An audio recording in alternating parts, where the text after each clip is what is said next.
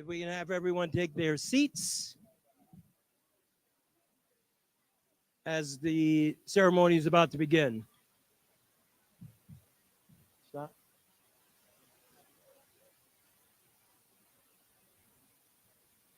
How's that? 1, 2, 3, 4, 5. Okay.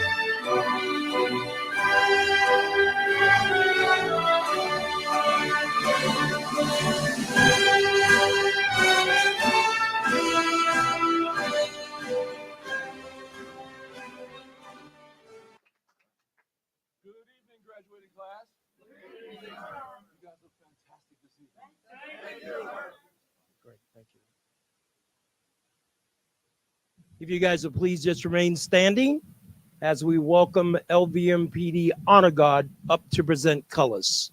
Our friend.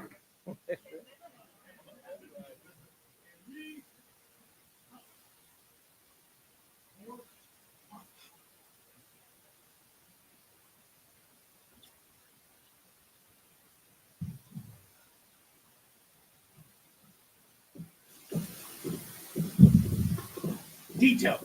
Halt. Left. Face. Present. Arm. Please join me in welcoming up the president and CEO of the Unger Center for Hope, Ms. Stephanie Unger Campbell.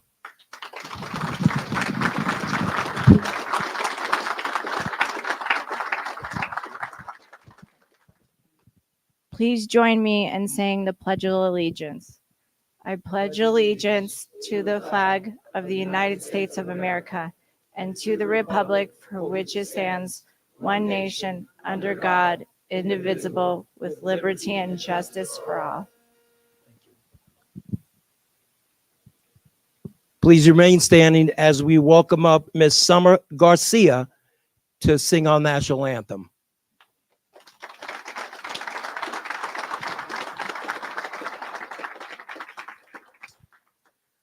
Oh, say, can you see by the dawn's early light what so proudly we hailed at the twilight's last gleaming, whose broad stripes and bright stars through the perilous fight o'er the ramparts we watched were so gallantly streaming, and the rocket's red glare, the bombs bursting in air, gave proof through the night that our flag was still there.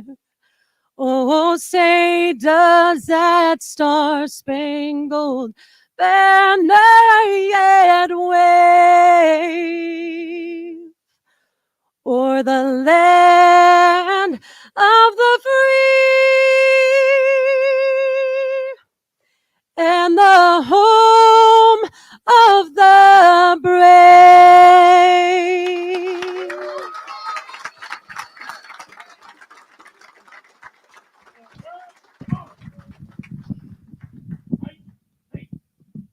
Forward, march.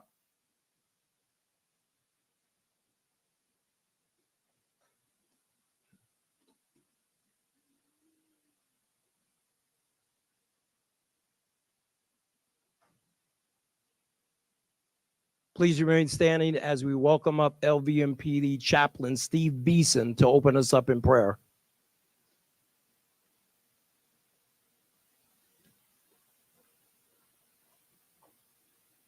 Hi, guys. How you doing? Good. Let's pray. Father, thanks so much for this day. We thank you for each of these men and women that are here today. We thank you for bringing them to this point. Lord, for the workshop they've been through, we thank you for their trainers this week. Father, we thank you for the destiny that you're calling them back to now. Lord, you're restoring lives, you're restoring families, you're restoring futures here today. And Father, we celebrate it with them.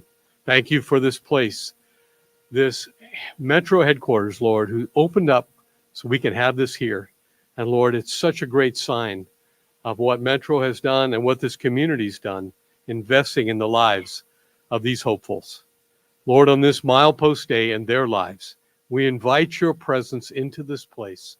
We pray that everything done here today would be pleasing to you. Father, we pray a blessing upon these folks right now from the beginning. Lord, that they would begin to realize all that you have for them. Father, strengthen them through these coming months as they put their lives back together and as they start new lives. Lord, the old is gone, the new is here. Lord, all this we ask in your precious name. Amen. Amen.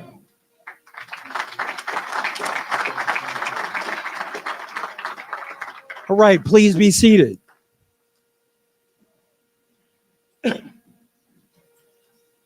I want to welcome everyone to the July 2024 Hope for Prisoners graduation. We're so glad that you've carved out the time on this kind of toasty day outside to be able to be here to join us today. For those of you who have come from near and far, we're so grateful that you're here with us. We want to thank everyone for joining us online on the Hope for Prisoners Facebook page, watching from around the world, watching on the LinkedIn page. Thank you for joining in. We want to say hello to everyone inside Nevada Department of Corrections, the men at the unit 12A in Southern Desert. Thank you guys so much. We have one of yours here graduating today and cannot wait for you to be here joining them today. I want to say hello to all the ladies out in Gene Conservation Camp and our friends over at Casa Grande Transitional Facilities. So for those of you who may be visiting Hope for Prisoners for the first time, just going to take a few minutes to tell you a little about who we are, what we do, and the things that have brought us to this moment. You know, our organization works with men, women, and young adults that are exiting different arenas of our judicial system. And what we do in a nutshell is provide the supportive services to help the men and women that are returning back to our communities not only get acclimated back into workplaces, but we make sure there's mechanisms in place through partnerships that we built up with employers that once they get inside those workplaces, they're going to be afforded every opportunity to thrive and be able to grow and afforded every opportunity to succeed. We address the needs for them to get acclimated back into their family, which has kind of been a mismark of reentry since forever. It's like no one's ever given the particular close attention needed to the men and women that are coming home, that they need to get reconnected with wives and husbands, and particularly to get reconnected with their children. So we work to make sure there's a mechanism in place to help with that family reunification component, because I think that everyone in this room can attest to the fact that if the family life is not right, if the home life is not right, then everything else in the world has a tendency to fall apart. Then on the back end of the process, because there's a long-term 18-month journey where we walk with people, looking to do everything we possibly can with every resource that we have available to us to ensure that we're helping them to be stand-up leaders out in our community with an overall goal of never reoffending again. So today, although this is graduation, they are not graduating from a program. They're graduating up into the next level, our commitment to be with them over the next 18 months, not only to help them to walk out all those incredible things that they have just learned, but we are to be there with them to help them to navigate the different challenges they may be facing during this reintegration process. So we are so very, very excited you guys are joining us tonight. We are so very excited for you. I want to take a few minutes to introduce you to our speakers that are going to be speaking here tonight. If you guys would please put your hands together and welcome in her house, Captain Esmeralda Boveda from LVMPD. Can you give her a big, gigantic round of applause? And also one of the greatest leaders, if not in our city, but in our nation, from the city of Las Vegas, manager, Dr. Tiffany Tyler. Thank you so much, Tiff, for joining us tonight. And then rounding us off on this evening, we have my dear friend, NFL great Pastor Vernon Fox. Would you give him a big, gigantic hand? And also administering our oath from the 8th Judicial District Court, my dear friend, Eric Johnson. Would you please give him a big, gigantic round of applause? We also want to salute some of the elected officials, representatives that are here joining us tonight. From the office of Governor Joe Lombardo, Liz Payomo, would you please give her a hand? Thank you so much for coming out. From U.S. Senator Captain Cortez Masto's office, Lawrence Rutherford. Thank you so much for joining us tonight. From U.S. Congresswoman Susie Lee, Brianna Boley, would you give her a hand? Thank you so much for coming out. Also from Councilwoman Victoria Seaman, Samantha Burgess. Thank you so much for coming out. So as we get things underway, we have this portion of our ceremony, portion of our training, which is called the Vivid Vision. And inside this Vivid Vision, we challenge our graduates to take a look at their life 1 year from graduation day. 1 year from graduation day. In other words, it's July 19th, 2025. We asked them to wake up in the morning and walk us through a day in their life. And when they get done with that Vivid Vision, what we do is we take a copy of it, right? We give a copy of it to them, And then the other copy goes to my staff, the case managers and mentors. And then what our job is at that point is to do everything we can to help them to live out that dream. You see, Hope for Prisons is bigger than just getting a job. That's an easy piece of cake. Hope for Prisons is about building up a brand new life to where people never, ever, ever reoffend again. The thing that I love the most about the Vivid Vision is this. You know, if you've ever seen someone who is just completely hopeless, we see people like this in our community all the time. They're just completely hopeless. And the reason why they're hopeless is because they cannot see their future. They can't see their future. But when you can get individuals to come up out of that state of hopelessness and see their future and have faith in the process that right there is obtainable, that's when they find hope in the moment. So I think we're going to kick off the ceremony with hearing a vivid vision. And they don't know who it is that we're going to call. They're all shaking in their boots. But remember, you stay ready. You never got to get ready.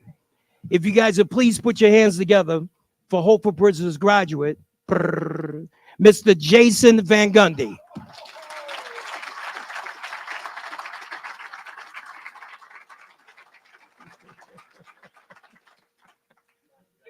Caught you, didn't I? Got him. All right, go get it, bro. Super proud of you. I'll try not to pass out.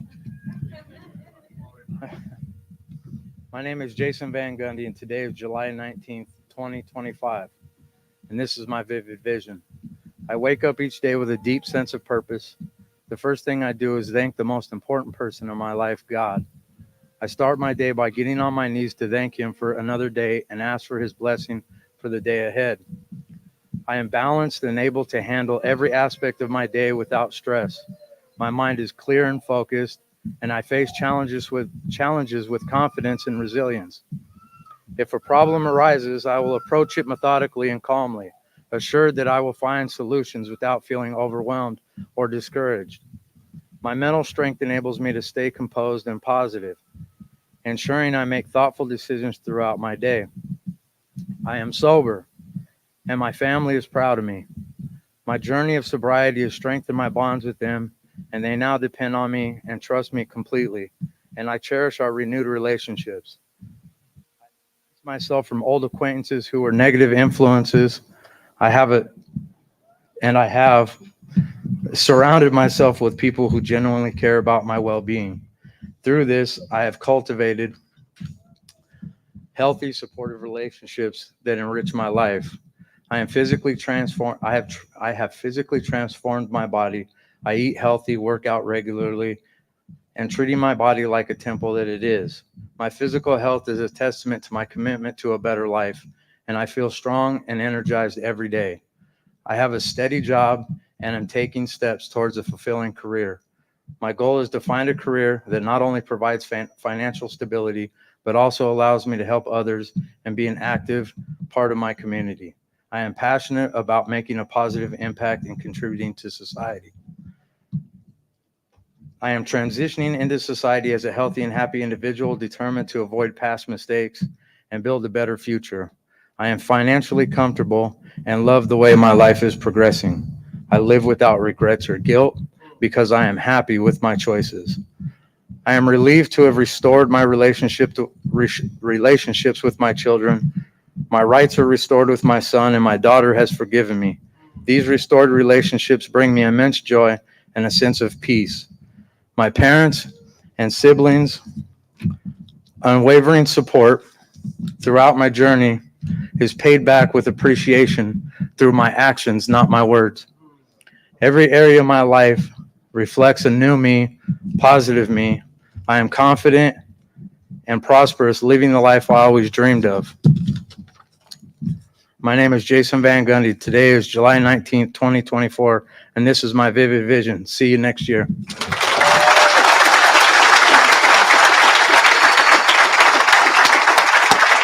Can we give Jason another round of applause? Great job. Looking very forward to seeing you next year. Let's make room for one more. Please put your hands together for Mr. Richard Simmons.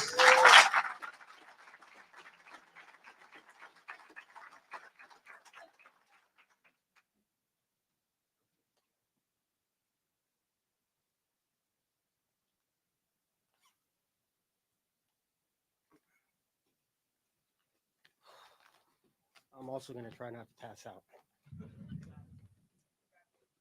My name is Richard Simmons, and today is the 19th of July, 2025, and this is my vision.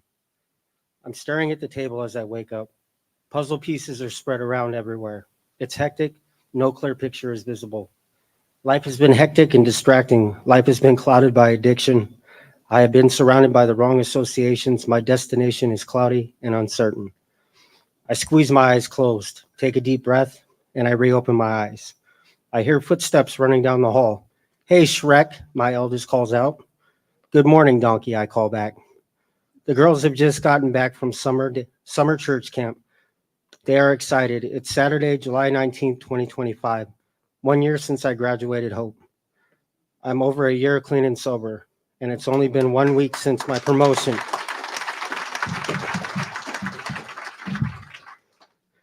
To foreman of the low voltage crew at my company.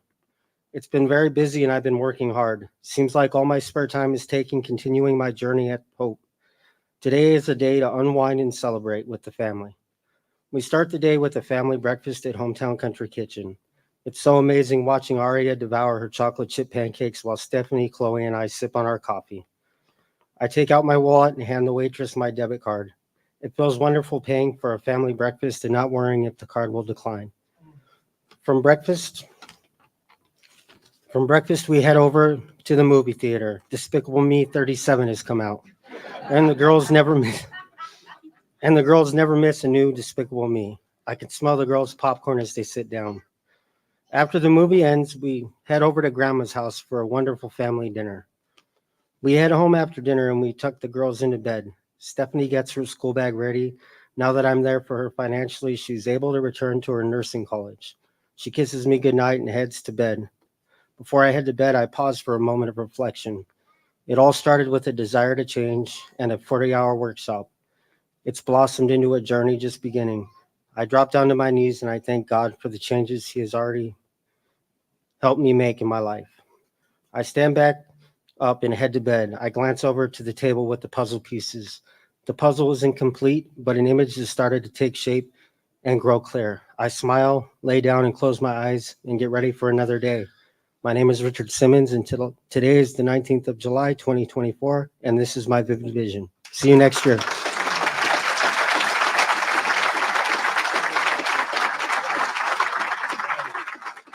Can we give Richard Simmons another big, gigantic round of applause? So very, very proud of you. As we make way for our first speaker, I have to tell you a story. You guys realize where we are right now? We are standing in the headquarters of the Las Vegas Metropolitan Police Department. We have thoroughly enjoyed our partnership with Metro for a little over 10 years. And I remember the very first time when we started working with LVMPD, we had police departments and other NPOs from jurisdictions across the country saying, how in the world do you have police officers working with formerly incarcerated people? And now it has become so successful that there are other police departments across the country looking for us to replicate our model in their jurisdiction. So I want to tip my hat to Sheriff Kevin McMahill. Can we give him a hand for opening up his house on the Friday night? And with that, it gives me an honor and a privilege to introduce you to our LVMPD speaker here today. She is one of the great leaders, not only with LVMPD, but also in our community. And a funny story, she has been with LVMPD for 21 years. 21 years of service. And she is the captain of the area command where she started working at when she was 18 years old.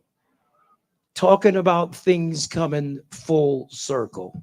If you guys will please put your hands together from the Las Vegas Metropolitan Police Department, Captain Esmeralda Boveda.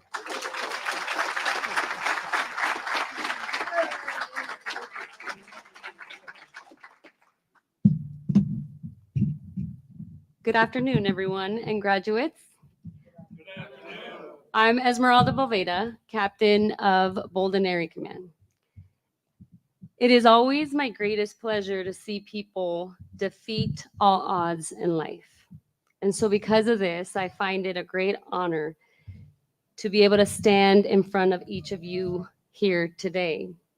It's an honor to see each of you amazing men and women graduate from Hope for Prisoners, showing that you have the courage to have chosen to step up and want to change the direction of your life. That you showed that you had the commitment to stick with this program and succeed at completing it, regardless of the internal and external battles that each of you may have faced, and that you have the compassion for yourself, even at times when you may have felt undeserving of it, and demonstrating this compassion that you have for your family and your loved ones by showing them today that you are willing to do all that you can to be a better father and mother, a better son and daughter, brother or sister, and a better friend. And also having the compassion for this community that we all live in by going through this program so that you could make a difference in this community. And when you leave here today and you move on in your day-to-day lives and the challenges of life start facing like they will and they face us all, always remind yourself that you're not what you used to be. And when your past tries to come and remind you of what you used to be, remember of what you are today, that you may not change yesterday, you may not be able to change your childhood, but you can change your today and you can change your tomorrow. And remember that even though things may not be easy, remember that you beat all odds because of your courage, because of your commitment, and because of your compassion. And so I'd like to congratulate each of you today for this big accomplishment. And I'd like to thank Mr. Ponder for all he's done for this community through Hope for Prisoners and his continued partnership and relationship with our agency, the Las Vegas Metropolitan Police Department. Thank you and congratulations to you all.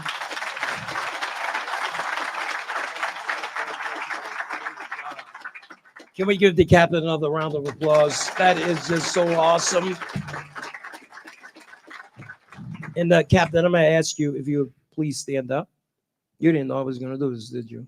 Yeah. And then I'm going to ask the other officers in the back of the room if you guys would please stand up. Right? Can we give them a gigantic round of applause? I really, truly believe that the men and women of the Las Vegas Metropolitan Police Department is the greatest police department in the country. You know, once a month when you open up your headquarters for us to be able to have the opportunity, I don't want to miss the opportunity to stop what we're doing, take a deep breath, and just say thank you. Right? Thank you for your service to the community. I thank you so much for you getting up every single day, getting out the community to protect and to serve. Thank you for being those people who are trained to go. I thank you for your bravery and going into situations where some of us would not even go, where you might walk into a situation where you're absolutely scared to death and you go anyway. I want to stand in the gap and say that, you know, I'm sorry. I want to apologize for any time anybody said something derogatory about you or may have misinterpreted the work that you're doing out in our community. But I want you to know that you have a community here in Las Vegas, this room full of people, formerly incarcerated people. And what our commitment is to continue to pray for you every single day, that God keeps you safe out there in the community, and that he strengthens you in any area that you might be weakening, and weaken you in any area that you may be too strong. I salute you, love you to pieces, and again, just say thank you for what it is that you do. Can we give them a hand? Yes. Thank you, thank you, thank you. I want to take a few minutes to acknowledge some of the employers that are here today. I know that Binions is here, Four Queens is here, an incredible organization, hiring drivers. There's hiring drivers. Transdev, they are here as well. They're in the back room. And then I want to take a minute to introduce you to Mr. Eric Roper from the Las Vegas Institute of Welding, and then Cody Wilson from NTI. The Welding Institute obviously trains welders. Let me say that again, trains welders. And I'm going to say this with my friend Cody in the room, and they train HVAC, electrical, and plumbing. If I wasn't doing Hope for Prisoners, I'd probably be a welder or a plumber or an HVAC guy. No, I won't. But they make really, really good money. Can I have you guys stand up in the back of the room? Please make sure that you make a beeline over to them to make sure that we can get you trained. I also want to take a minute to thank our faith-based partners. With this work that we do, we would not be able to do it without our faith-based partners. We're talking about my home church, City Light Church, Kenneth Copeland Ministries, Liberty Baptist Church, the Crossing Church, Word of Life Christian Center, Central Christian Church, Life Springs Christian Church, and Salt Church, Pastor Vernon Fox's church, and also want to thank the Chaplaincy of Nevada, Message of the Faith Ministries, Southern Hills Baptist Church, the Church LV. Can you guys give them a big, gigantic hand for their love and their support? I want to take a minute to introduce you to our lead trainer at Hope for Prisoners. You know, we went out to get the absolute best of the best with one goal in mind, was to train our folks to help them to be the absolute best that they can be. We wanted to make sure that as they're starting this new journey in life, we needed to introduce them to new concepts of learning and growing and growth and development. Our lead trainer, Mr. Greg Ketter, has been with us for going on 14 years. And even though he goes literally all over the world training what he's training in 14 years, I think he's only missed 2 classes. Shows his level of commitment. If you guys will please put your hands together for our lead trainer from Ketter Development, Mr. Greg Ketter.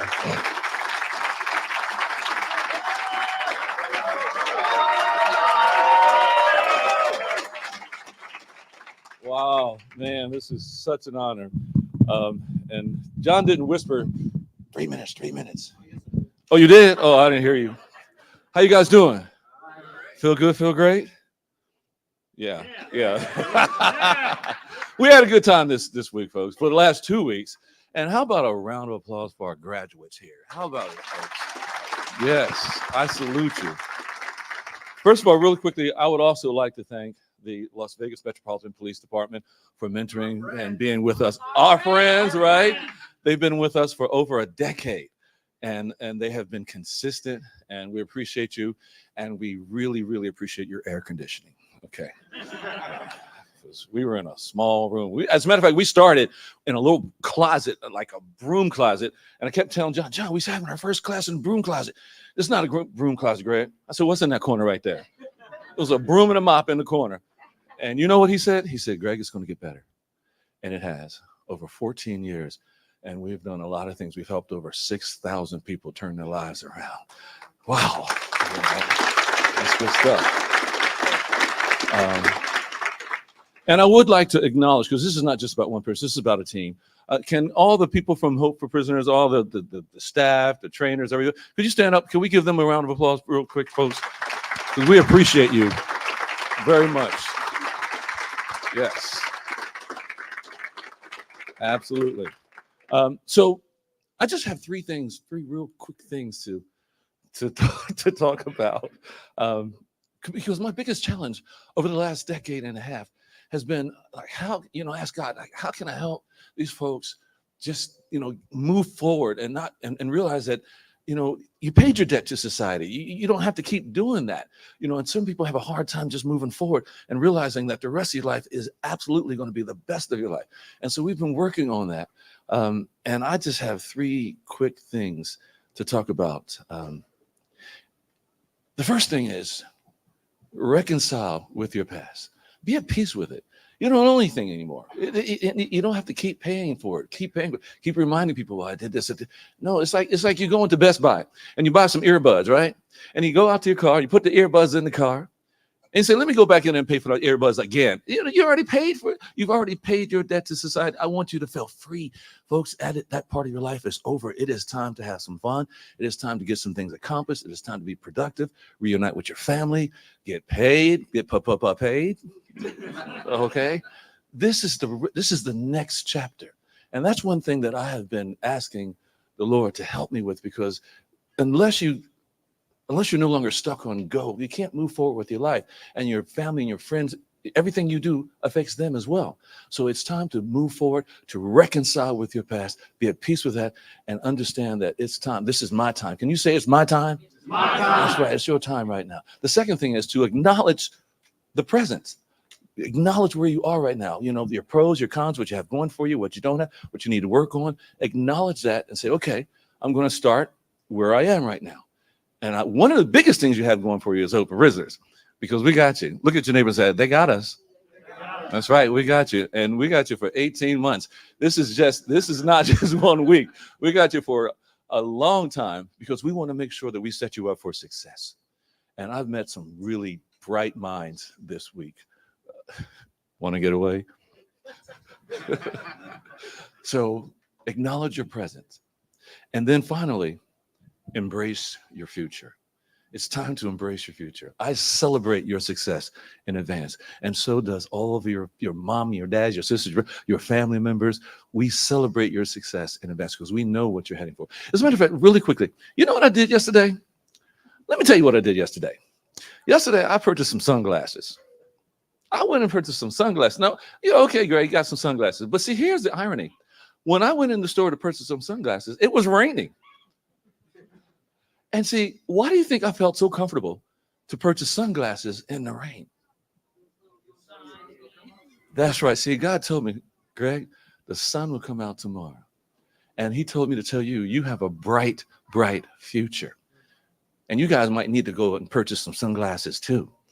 Okay? Because I want you to look forward to, we're going to work now.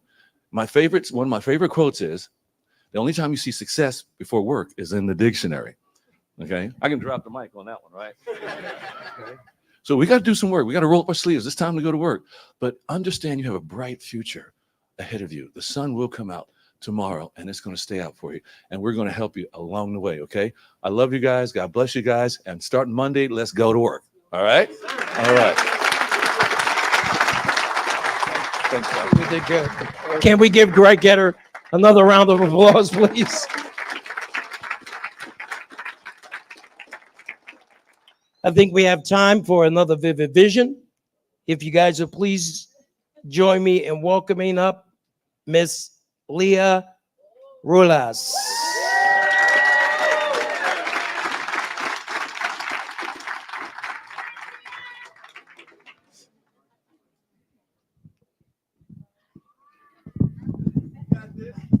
You got this. Very proud of you. Okay.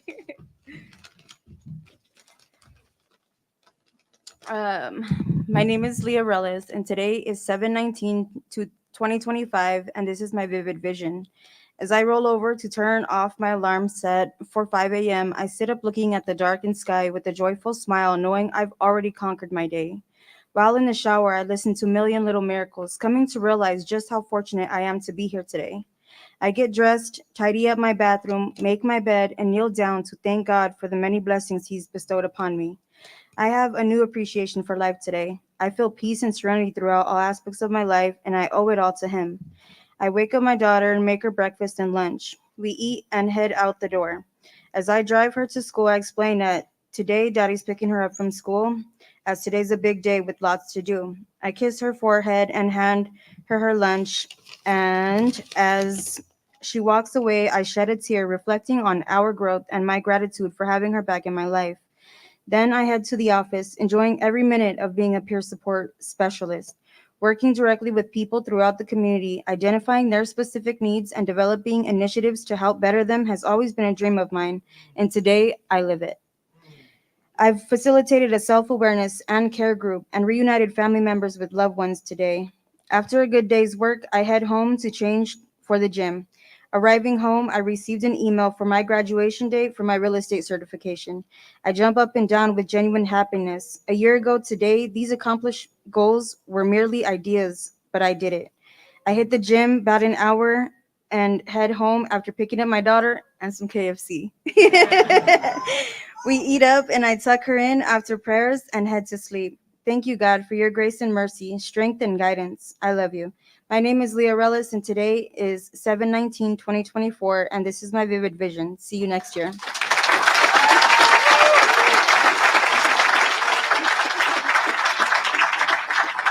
Can we give Aaliyah another gigantic round of applause?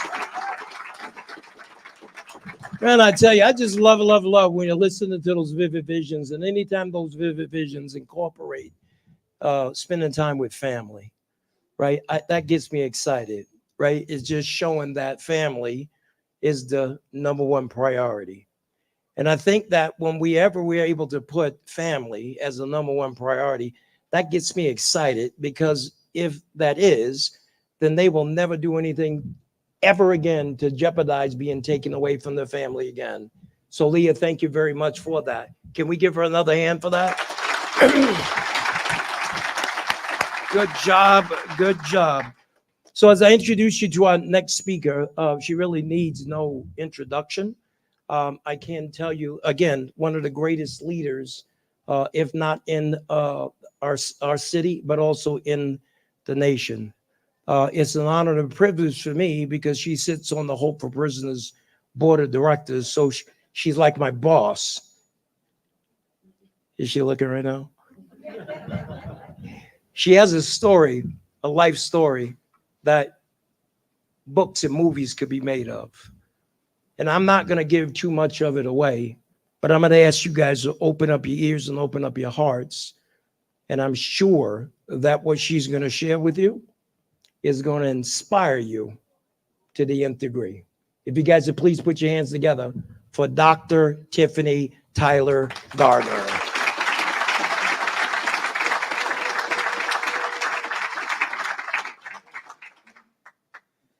Good evening. Tonight, I want to talk to you about going higher. And particularly because as I see you gathered here tonight, I am mindful that at some level you have said, I'm going to the next level.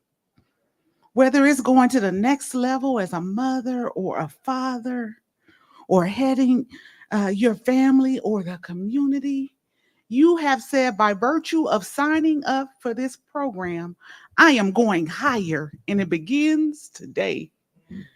And so as someone who once found herself in a valley that included finding myself as a high school dropout with 2 sons in tow, wondering if I would be able to keep a roof over our head or where our next meal would come from, as I considered what I would hope for them to be, I said to myself, I must stand here. And I can't just stand here. I got to move, even if it's just to the next right place in our life. And so I say to you today that I'm excited for you. As I think about the climb that you are making now, not only do I know that it is possible, I am also thinking about your success rate. Do any of you know that your success rate is 100%, even as we stand here, because you have made it through all of your yesterdays? Can you hear that?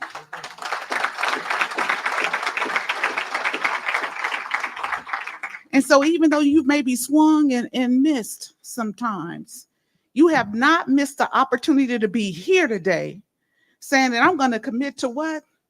Realizing all that I am and can be for the people in my life, whether it's for my son or my daughter or just for myself. The person that I want to see in the mirror in the morning is someone that I can finally love, embrace, and be proud of. And so I want to also say to you in this moment, as you're wondering about the what ifs in your life, that we are proud of you today. The fact that you are here says a few things about who you are and the possibilities for you.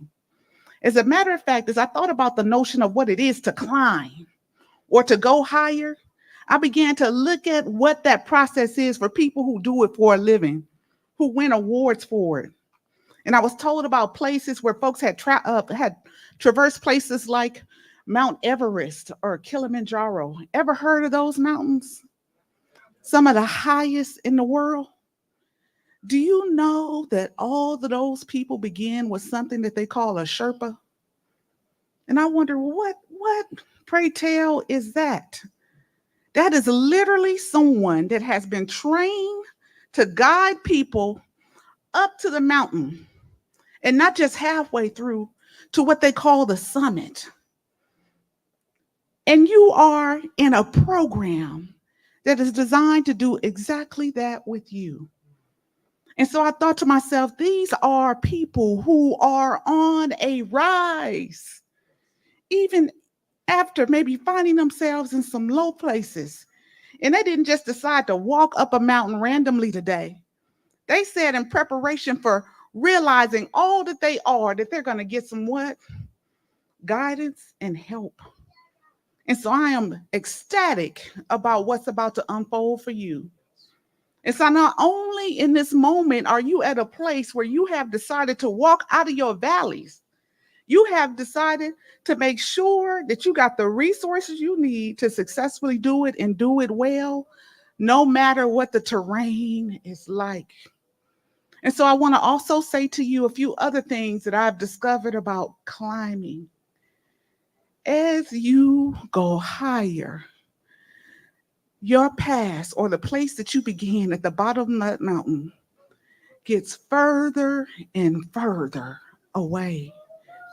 And that it is possible to get to a place in your climb where you can hardly even see where you were.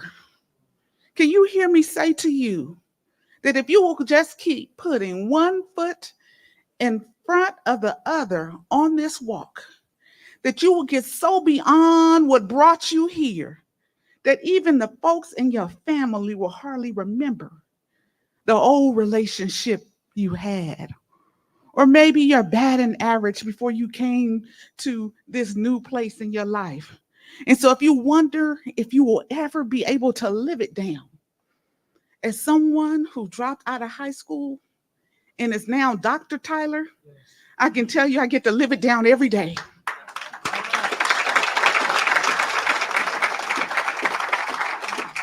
As someone who once wondered if me and my sons were going to live in our 8th place, have our 8th address, after moving 5 or 6 times during the early years of their life, I can tell you that I'm a homeowner and so are my children.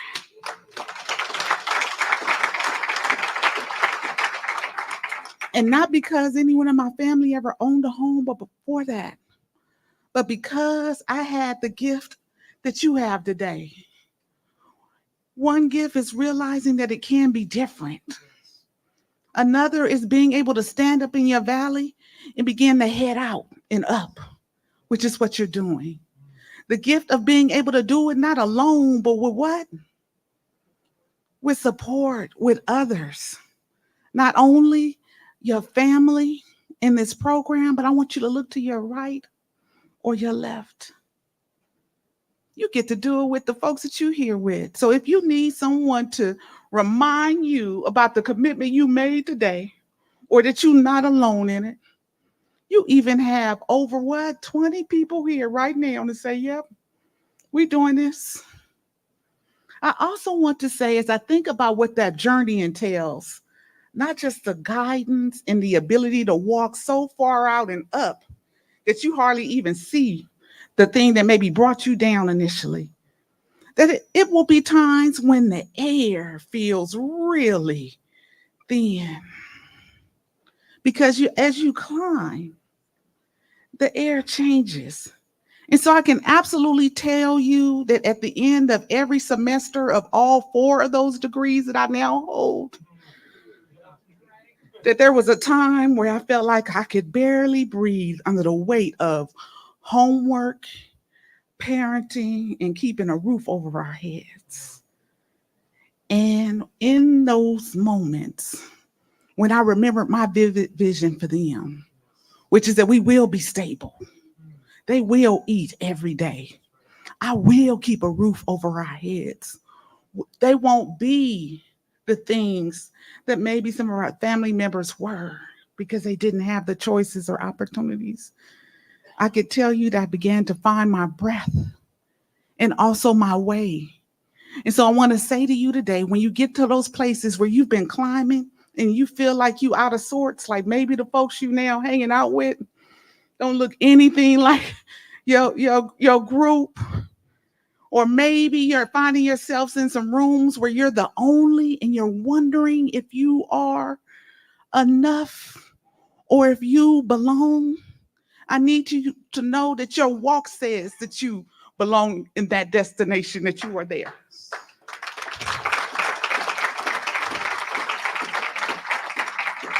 I also want you to know that no matter how thin the air gets, over time, your body and your will does something interesting. It adjusts. And so there used to be a time when I would walk in a room like this and say, will I tell them that I had actually dropped out of high school? And not until after I had my children did I decide that I needed to do something to get our lives together. And now, because I've acclimated to the air, I can say that to you and give it as a gift. I can say, hey, there is no place so dark or so small or so low that says that you are not worthy of having all that you walk and climb to, that the only ticket that you had to punch for it was to walk it out. And so don't do it with shame. Embrace your accomplishment. Can you hear that? I also want you to know, as a part of that climb, that there's something called a base camp. Anyone ever heard of that term? I hadn't heard of it before. I'm like, well, what in the world, pray tell, could that be? And that's when I discovered that even the folks who have committed to going to the top sometimes pause along the way to not only catch their breath, to renew and refocus and to eat, but to make sure that they are centered and clear about the steps they need to take to get there. And so what I want to say to you today is that along that climb, there will be many crossroads. And if you're in a mountain range, let me tell you something. You might even get to the top of a couple of hills and have to go back down before you hit the top of the mountain. And even that will be okay if you use the base camp for its purpose, which is to refuel, to renew, to refocus, and remember where you're going. And so you may even encounter a moment like that when you run into some of the folks that you used to know, or when you're finding one of those familiar conversations with a family member who is not sure about the walk you walking out. I can tell you, when I told my family that I was signing up to get a master's degree, and they said, girl, you got a bachelor's degree. You need to raise those kids. What are you saying? You're going back to school again. That there was a moment where I had to remember that not only had I made it through one degree and that the process is the same, if I said I wanted to make it through 22 more, that I could likely what? And more importantly, there were only two people that really needed to understand whether or not I should or if it was possible. Do you know who those two people were? I'm going to actually tell you this. It was me and God. Because there were even times when my son said, are you doing homework again when you said that we would go to the park today?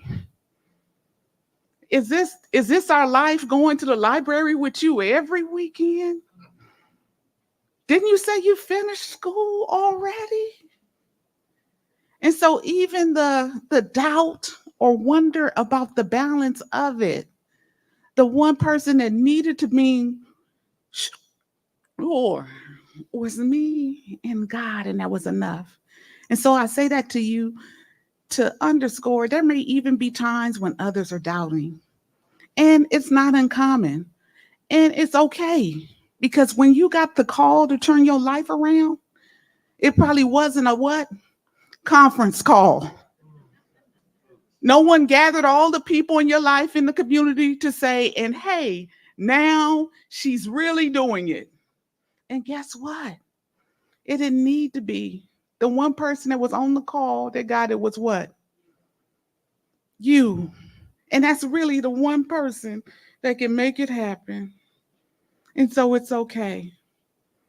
The other thing that I want to say about this climb, after you've gotten a guide, after you've kept putting one foot in front of the other, after you've walked through being shallow breath and breathing hard and wondering if you could take your next breath, after you've taken the time to reflect, renew, focus, and remember what you were doing, that there will come a time when you finally reach the summit, the top of your mountain, and you will be able to look out and see all that you have came through. And let me tell you what's most powerful about that moment. It is a reminder and a statement that you make it. You are a conqueror. You have the ability to make it to the top, no matter what was at the bottom or what you found in the middle. And as a matter of fact, because you make it and are a conqueror, guess what you can go on to do? Not only whatever you want, I love that, but you can go on to be a Sherpa. Did you know that? That you can go on to guide your own children or maybe your family through the very places that you struggle through. Because now, not only do you have a new set of lungs that you've developed by walking it out, you also get a set of stronger legs and the knowledge that no matter how high it got or how low you started from, that you can face, come through, and come up through anything that life will throw at you. And so today I take my hat off to you figuratively. And I welcome you to the climb. And I congratulate you on all that you will discover about yourself. The first being that you are a what? A starter. That you begin. And not only that, let me thank you for all that you will do for us as a community as you stand and step into what this community needs, whether that's your gifts, your strengths, your talents, or perspective, or just the gift of your journey. Like, let me tell you how you can get it out the mud and take it to another level. We will get the gift of that too. And so tonight, I hope you will not only pat yourselves on the back, I hope you will not only celebrate the power of this moment, but I hope as you read your vivid visions again over the course of this year, that you are reminded that your summit is possible. Congratulations and welcome to the journey.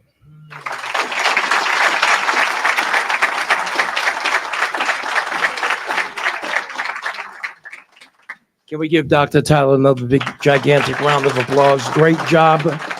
Great job. Now, as we make way for our final speaker of the evening, again, he's someone who doesn't need an introduction.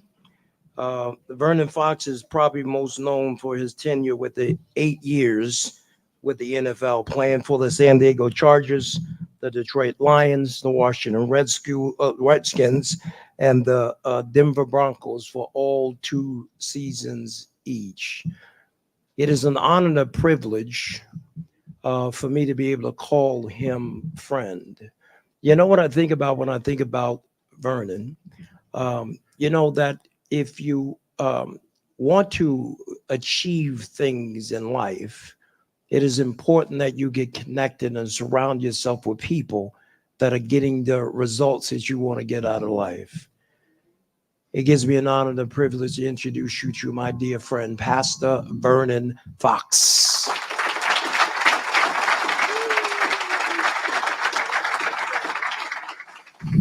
Good evening, everyone. How y'all doing? Awesome, awesome, awesome. I want to say, first and foremost, how much of a privilege and an honor it is to be here. I'm always humbled by the opportunity to stand before you and to share, and certainly to our other speakers. Dr. Tyler, I don't know if that's a book or not, but you need to work on that if it's not. That was amazing. And also to the 2 that shared, or 3 rather, Vivid Visions. Those were very, very powerful, and I commend you on that. The Vivid Vision is undefeated. Every single time I've ever heard them, I got to fight back. A little wetness in my eyes. I won't tell you what that is, but I always have to fight that back each and every time. And it's because of the number of times that I've been here and I've seen the lives of these individuals that share these things, and even some come back and they have accomplished the very things that they are stating. And so there is great power in that. And I do want to commend you and encourage you in that regard. I won't take up much time, but I'm excited to share something that I believe will help us all. I want to take you to a moment in order for you to visualize and to see something, and then I can further describe what this moment represents. But the moment goes back to September 15, 2002 at 1:15 in the afternoon. There's a young 23-year-old. He's impressionable, still kind of wet behind the ears, and he's standing on the sidelines of Qualcomm Stadium in San Diego, California. And the Jets are flying over the stadium as the culmination of the national anthem concludes, when some famous person's out there singing, and he's standing there with tears in his eyes. And it doesn't make much sense to most people that are standing by, because they can't understand the depth of what the emotion that this young man is feeling. But what you must understand is that this is the very moment that preparation had met opportunity, and it equaled an achieved dream. Again, September 15, 2002, 1:15 in the afternoon is the moment that, yeah, you figured it out. I was standing there, and it was the day of my first NFL start. You see, but what most people won't understand is that just 4 months prior to that day, I was this close to giving up on my dream of playing in the NFL. All of the time that I had ever been a part of any athletics, all of my life, going back to the point that I was about 6 or 7 years old, I had always been one of the best on every team that I'd ever been on. I had plaques, I had trophies, I had MVP awards from all of the teams and organizations that I had been a part of. And for the first time, I had been told that I wasn't good enough.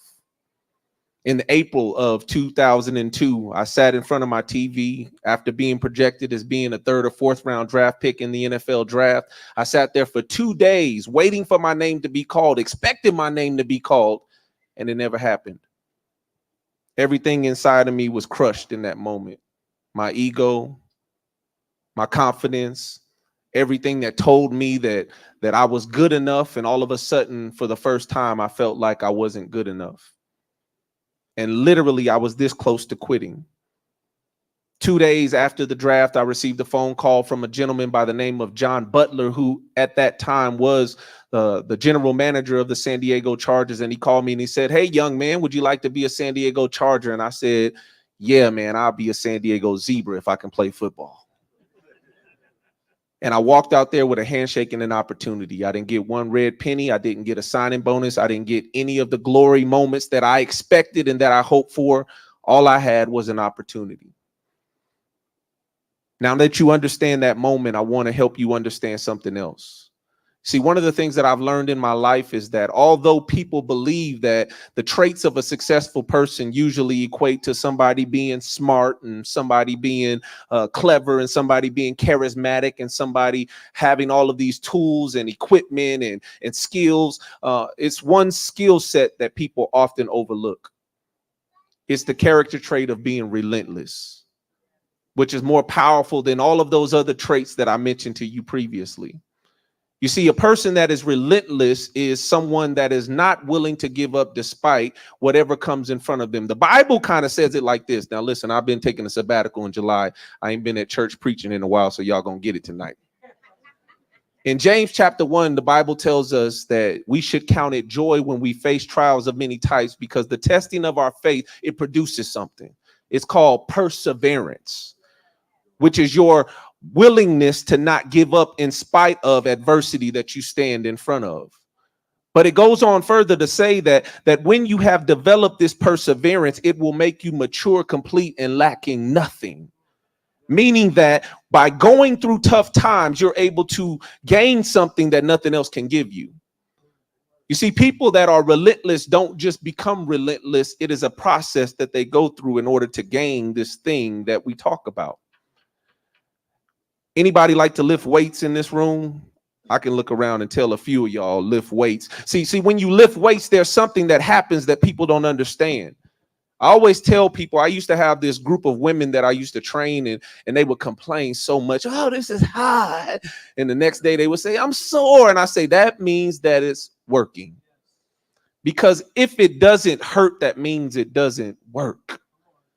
What I need you to understand is that part of the process of working out and training is that you must tear down the muscle fibers in your body so that they can be rebuilt and they come back stronger.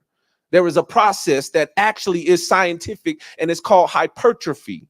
You see, the cells in your muscles, they break down, but what happens when they repair and they come back together, they build a muscle structure that is bigger and stronger than it was before you broke it down. So in other words, the process of what they call resistance training is just that. There must be resistance for you to gain strength.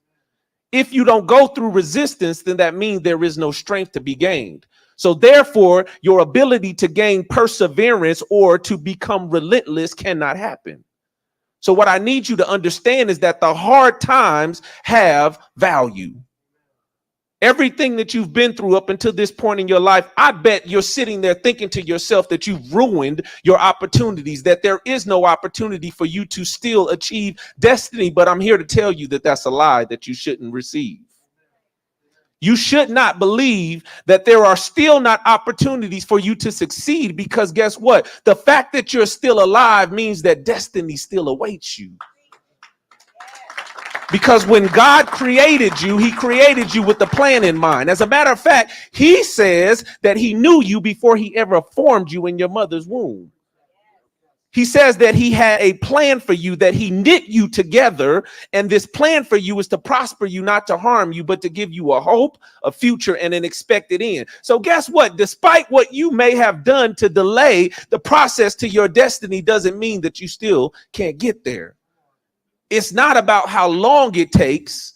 It's just about never giving up. I'm talking about being relentless. A woman by the name of Angela Duckworth wrote a book that I would suggest that you read if you have not. It's called Grit. And it talks about this desire and this insatiable thing that burns on the inside of certain people that have the ability to be successful. This is why everybody can't be successful. Greatness doesn't go on sale.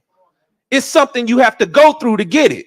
I can promise you, if you go to one of these lots or dealerships where they sell these luxury vehicles, they don't go on sale. They don't have rebates for those. They just cost what they cost.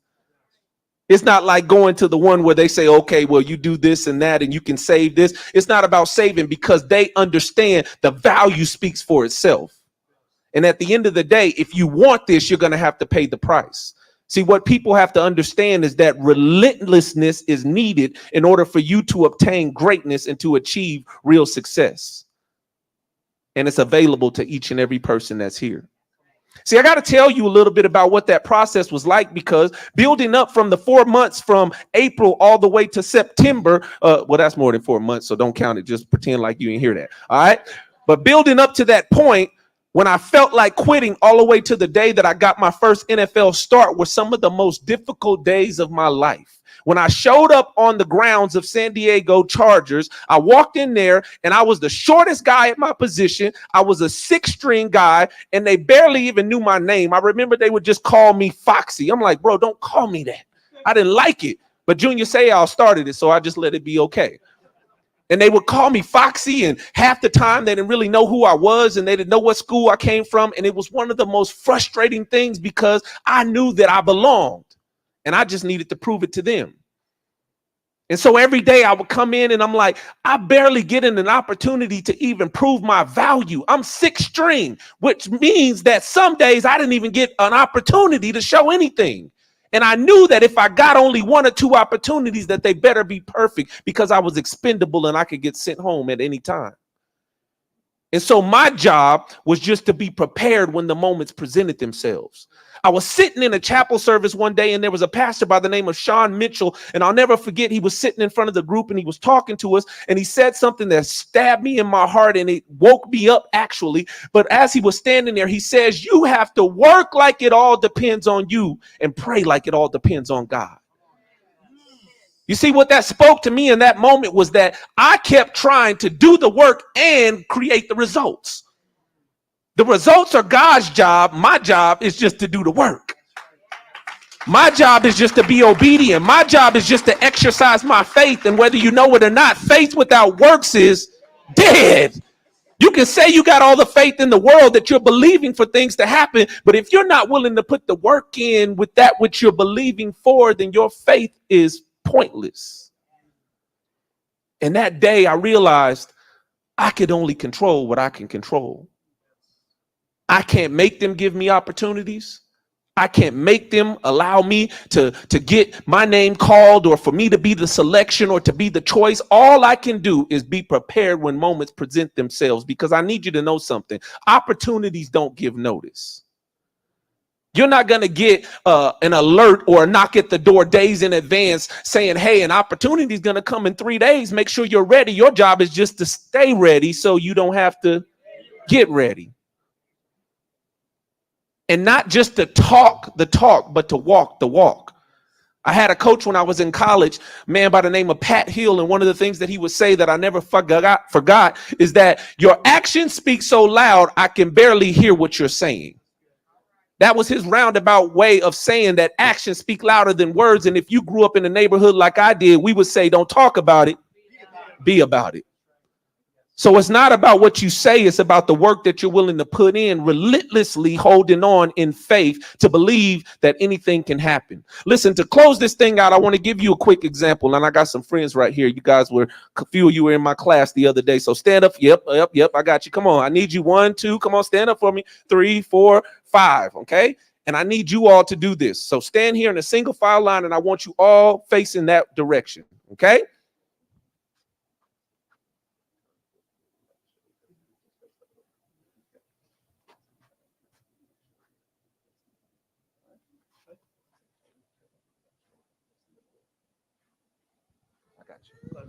Yep. All right. So this was really what the situation looked like too, because I was the shortest guy in my position. But I was literally 6th string. I'd never been 6th string in my entire life. I'm always a starter. I'm always the first guy out there. I wasn't the kid that was standing on the sideline waiting for people to call me and to pick me. I was always the first one picked. And for the first time now, I'm standing in a situation where I'm at the back of the line and I have no understanding why this is my reality. Isn't because of anything I've done wrong. Isn't because I wasn't good enough. But that's what I began to believe, because I started to embrace the idea that obviously I'm missing something and I can't do this. And it made me feel like giving up every single day. There wasn't a day that went by that I didn't feel like throwing in the towel, waving the white flag, and going home and giving up on my dream that I had since I was 7 years old. And there were days where I would come and I would wait for an opportunity, and I'm thinking to myself, how come they keep overlooking me? How come they think that I'm not good enough? How come nobody wants to give me an opportunity? I know that I'm good enough. I remember what my numbers look like. I remember all of the things that I've done up until this point, and they don't see it.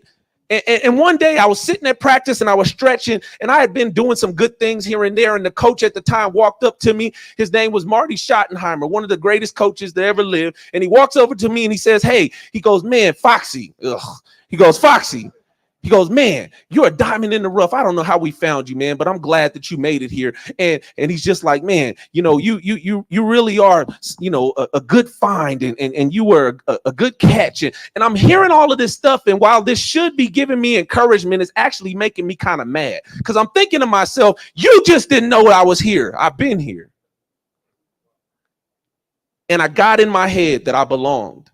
And every single day I went in and I worked hard as I could, and I did whatever I had to do. I was prepared for every moment. And when the moments came, I took advantage of them. And all of a sudden, I saw myself go from 6th string to 5th string. I was like, oh, man, I'm making some progress. And then I went from 5th string to 4th string, and I was like, okay, I really have an opportunity. I didn't even think I could make this team. Then I went from 4th string to 3rd string, and then the rest of the guys that were in front of me were like big guys that had all of this money and that they were famous names. And I'm like, there's no way I got a chance to make it over these guys. But I just kept plugging and doing what I could do and controlling what I could control and working like it all depended on me and praying like it all depended on God. And then I went from 4th string to 3rd string, and I was like, yo, I really have a chance to make this team. And then all of a sudden I went from 3rd string to 2nd string, and I walked in on a day when I thought that I probably would get cut like everybody else, because I went from being number 96 to number 53 on the roster. And I walked in and I actually saw my name on the real locker.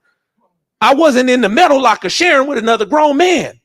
I had my own locker with my name in it. And I remember that moment when I was sitting there, and I went to the first game, and in the midst of the first game, the starter went down with an injury and they put me in the game. And I'm like, what the heck? I'm actually in the NFL game.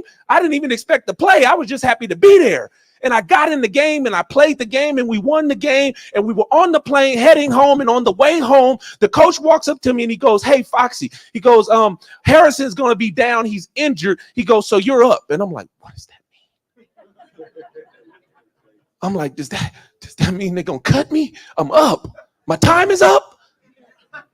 And I'm sitting there looking, and I could tell he knows that I'm confused. And he goes, no, he goes, you're going to be starting next week. And I'm like, what? I went from being one of the last guys signed on the roster to starting on September 15th, 2002, 1:15 in the afternoon. All right, y'all turn for me. And all of a sudden, the line looked like this. So the guy that was in the back, the one that was the last, thank you all. As scripture says, the last shall be first.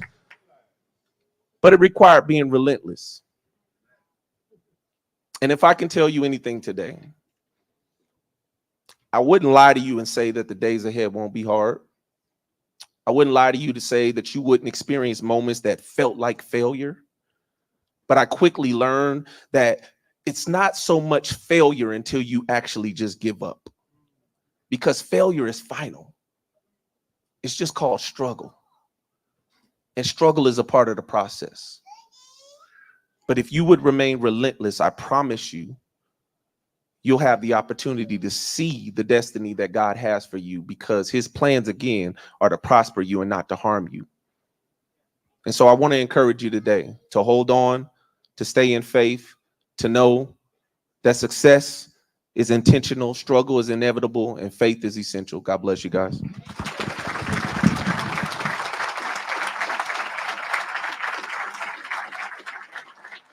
Can we give Foxy another gigantic round of applause? Man, what a word, what a word, what a word. As we make way for the Honorable Eric Johnson to administer the oath, I'm going to ask the graduates if you guys are please stand on your feet. Man, I missed the opportunity to say, all rise. What I'm going to ask you guys to do is to do this. What I want you to do is, I want you to take your hands and I want you to extend them out in front of you, both hands out in front of you. Now, what I want you to do is I want you to fix your eyes down in the palms of your hands. Down in the palms of your hands. And I want you to fix your gaze on the lines that are in the palms of your hands. Look at them.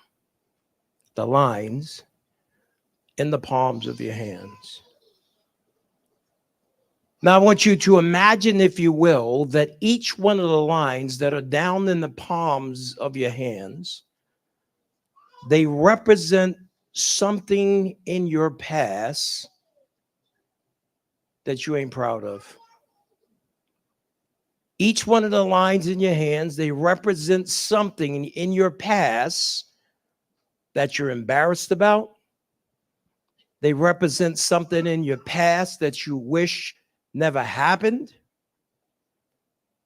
Each one of the lines in the hands that you're looking at represents something that you wish that you could take a gigantic eraser and just erase. Look at them. The lines in the palms of your hands. Now, what I want you to do now is I want you to take your hands and I want you to put them right up in front of your face. Put them up in front of your face and look at those lines in the palms of your hands, right in front of your face. Those lines may represent a time going into the Clark County Detention Center. Those lines may represent a time where your NDOC is coming and got you and taking you up to high desert. Look at the lines in the palms of your hands, up in front of your face, up in front of your face. Each one of those lines in the palm of your hand represents something. It may represent a time that you woke up in the dope house. It may represent a time that you found yourself just in these situations that were in your past that you wish never happened. Now, with your hands in front of your face, can you see me? No, sir. Can you see me? No, sir. With your hands in your face, can you see me? No, sir. Neither can you see your future with your past in your face.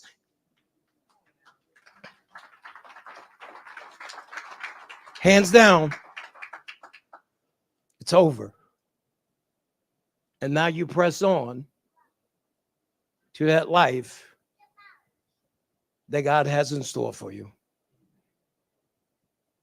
Please join me in welcoming the Honorable Eric Johnson to administer the oath.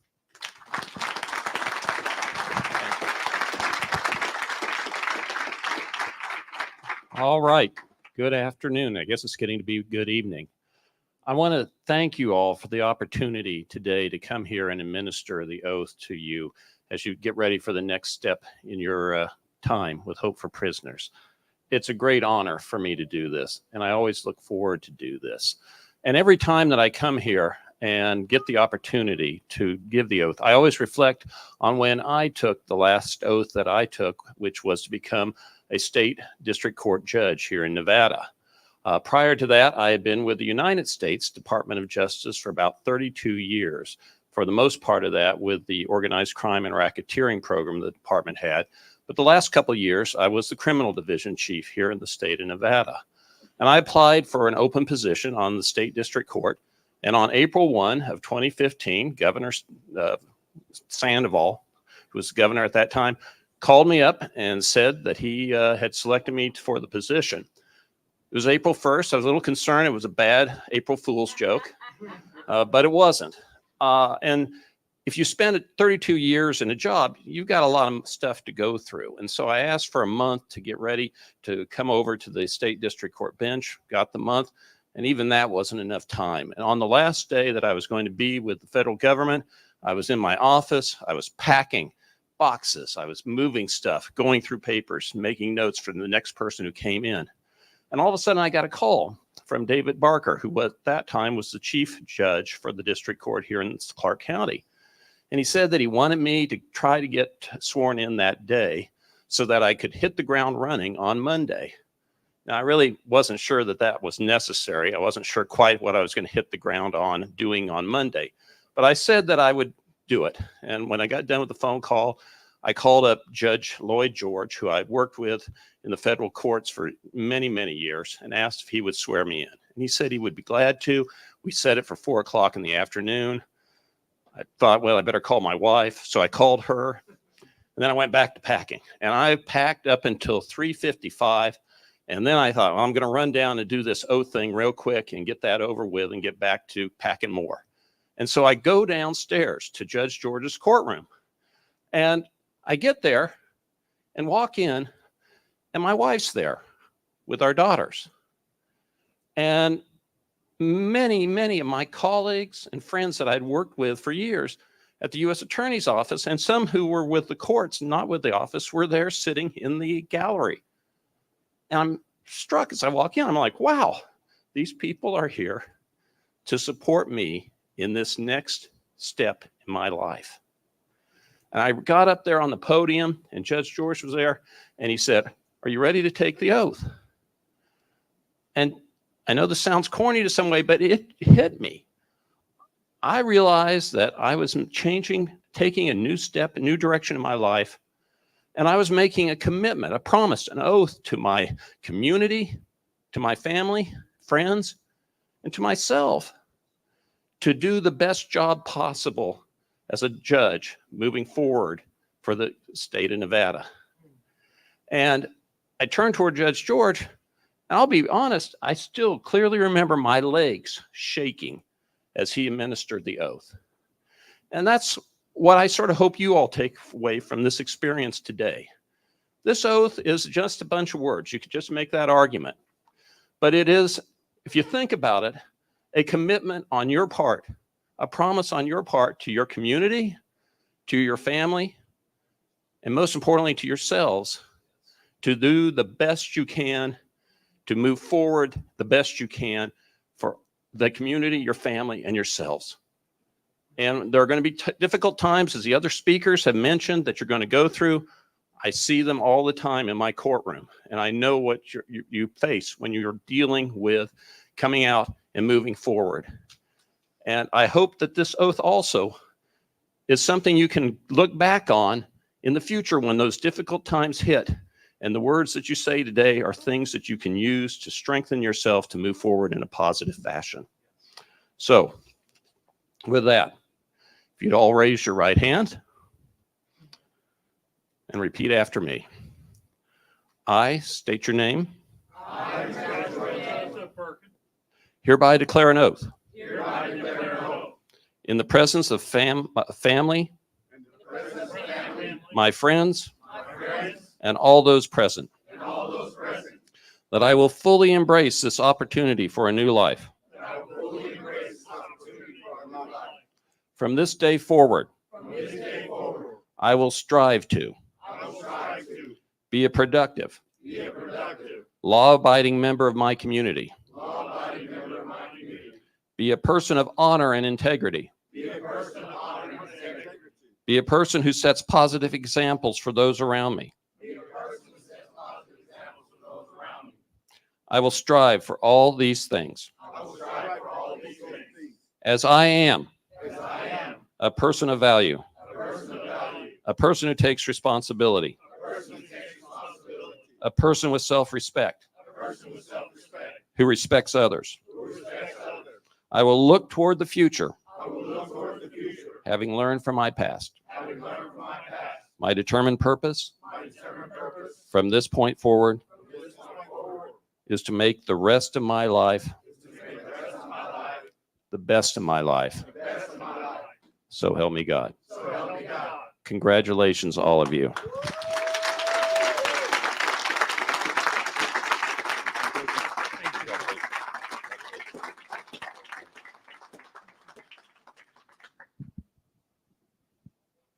Sir. Thank you. Thank you, thank you, thank you. Can we give the Honorable Eric Johnson a big, gigantic round of applause? We're going to move into the issuing of the certificates. I'm going to ask our speakers and other folks who are issuing out the certificates to please join me. Again, we're so very grateful to the elected officials that have prepared certificates. And I'm asking graduates, you can have a seat until I call your name. But if you guys would please join me in welcoming up the one and only Miss Precious Barnes. Congratulations. Take a picture. Let's please keep it going for Mr. Gary Blaylock. Congratulations, man. Take a picture. Take a picture. Let's please keep it going for Miss Kamara Bolin. Give me a hug, girl. Please put your hands together for the young eagle, Mr. Boyd Brook. Congratulations, man. Mr. Joshua Burkett. Congratulations, man. Take a picture. Let's please keep it going for Mr. Ephraim Bustos. Congratulations, man. Bravo, brother. Congratulations. Thank you. Mr. Nathan Campbell. Congratulations, man. Take a picture. Alberto Castillo. Congratulations, man. Mr. Tyler Cloud. Hey, okay. Congratulations, man. Stay close. Please keep it going for Mr. Terrence Foreman. Congratulations, man. Mr. Antoine Franklin. Congratulations, man. Take a picture. Alvarado Fuentes. Congratulations. Let's please keep it going for Walter Eric Phelps. All right, man. Congratulations, man. Very proud of you. Keep up the good work.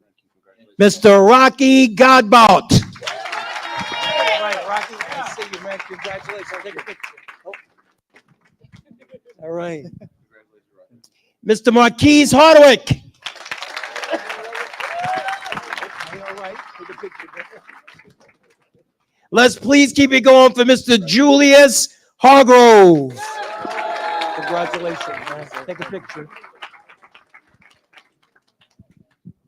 Mr. Eric Harrison. Congratulations, man. Take a picture.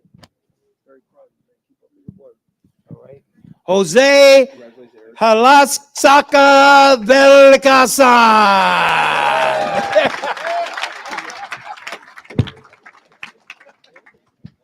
Mr. Christopher Ho. Okay, all right, I see you, Big Chris. Congratulations, man. Take a picture. Let's please keep it going for Julia Jackson.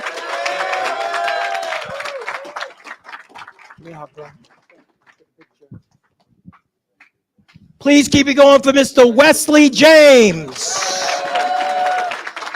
Keep it going for Mr. Patrick Lacey. Please keep it going for Mr. Jonathan Lee. How about a round of applause to Mr. Julio Martinez? Please keep it going for Laura McLean. Dario Murillo. Let's please keep it going for Anna Malik Ortiz Diaz. Mr. Michael Polson. Take a picture.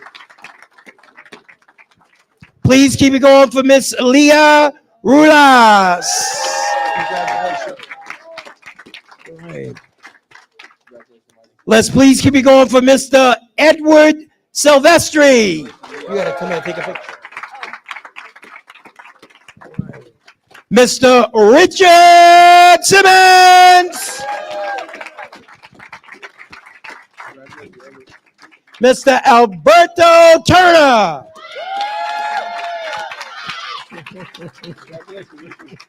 Daniel Valerio.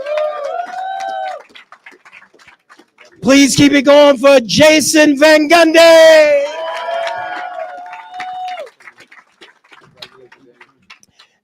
Miss Marisol, Miss Vidal.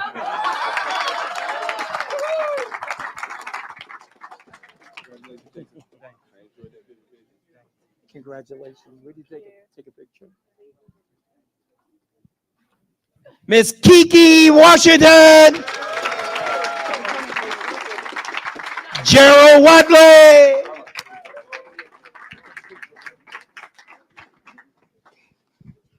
Let's please keep it going for McCant Wilcox.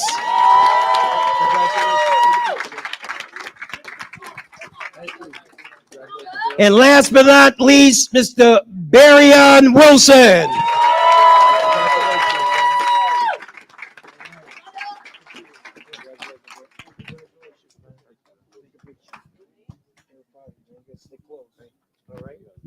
Congratulations. Thank you.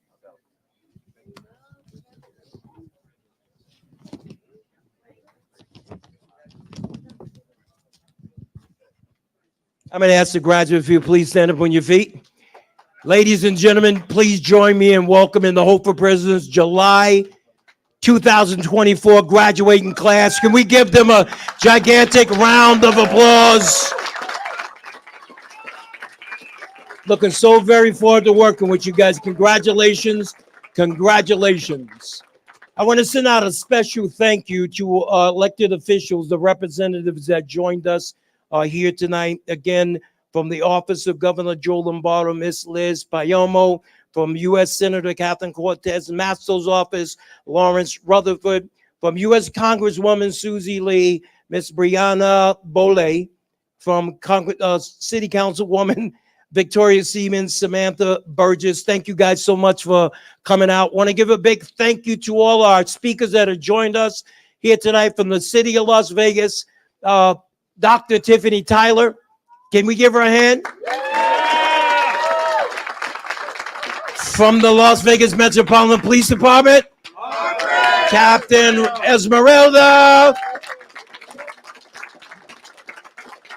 From Salt Church, Pastor Vernon Fox, dropping the heat. And from the 8th Judicial District Court, the Honorable Eric Johnson. Can we give him a hand? Want to give a big shout out to all of our Hope for Prisons staff and our volunteers that are here in the room. You guys are the absolute glue that holds Hope for Prisons together. We want to give a big shout out to all our mentors that are in the room. Thank you guys so much for what it is that you do. Want to give a big shout out to you guys. We're looking so very forward to working with you guys. Stick close. And if you do what it is that we're asking you to do, 18 months from now, you will be living levels of life that most people only dream of. Congratulations. Thank you guys so very, very much. Go over there, grab some food. Employers over there on the wall, vocational trainers, go have some fun.